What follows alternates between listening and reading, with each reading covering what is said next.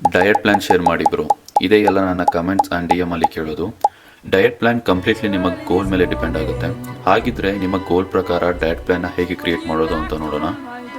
ನಾನಿಲ್ಲಿ fat loss diet ಪ್ಲ್ಯಾನ್ನ ಹೇಗೆ create ಮಾಡೋದು ಅಂತ ಹೇಳ್ತಿದ್ದೀನಿ. ನಿಮಗೇನಾದರೂ ವೆಯ್ಟ್ ಗೇನ್ ಅವ್ರ ಮಸಲ್ ಬಿಲ್ಡಿಂಗ್ ಮೇಲೆ ವಿಡಿಯೋ ಬೇಕಿದ್ರೆ ಕಮೆಂಟ್ ಮಾಡಿ.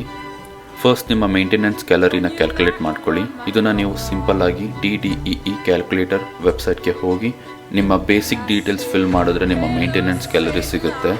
ಎಕ್ಸಾಂಪಲ್ ಇಲ್ಲಿ ನಾನು ಮೇಂಟೆನೆನ್ಸ್ ಕ್ಯಾಲರಿ ಆಗಿ 2500 ಕ್ಯಾಲರೀಸ್ ತಗೊಳ್ತಿದ್ದೀನಿ.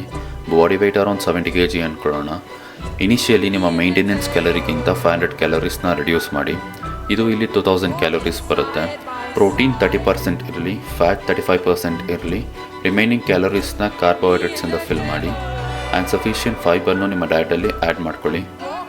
ಈ ಮ್ಯಾಕ್ರೋಸ್ನ ಕಪಲ್ ಆಫ್ ವೀಕ್ಸ್ ಫಾಲೋ ಮಾಡಿ. ಹಾಗೆ ರಿಸಲ್ಟ್ನ ಮಾನಿಟರ್ ಮಾಡ್ತಾ ಹೋಗಿ. ಯಾವಾಗ ನಿಮ್ಮ body compensation or weight change ಆಗಲ್ವೋ ಆವಾಗ ನಿಮ್ಮ ಕ್ಯಾಲರೀಸಿಂದ 200 ಇಲ್ಲ 300 ಕ್ಯಾಲರೀಸ್ ಮತ್ತೆ ರಿಡ್ಯೂಸ್ ಮಾಡಿ. ಈ ಸ್ಟೆಪ್ಸ್ನ ಫಾಲೋ ಮಾಡಿಕೊಂಡು ಹೋಗಿ. ಖಂಡಿತ ಫ್ಯಾಟ್ ಲಾಸ್ ಆಗುತ್ತೆ. ಜೊತೆಗೆ weekly 4 to 5 days weight training ಕೂಡ ಮಾಡಿ.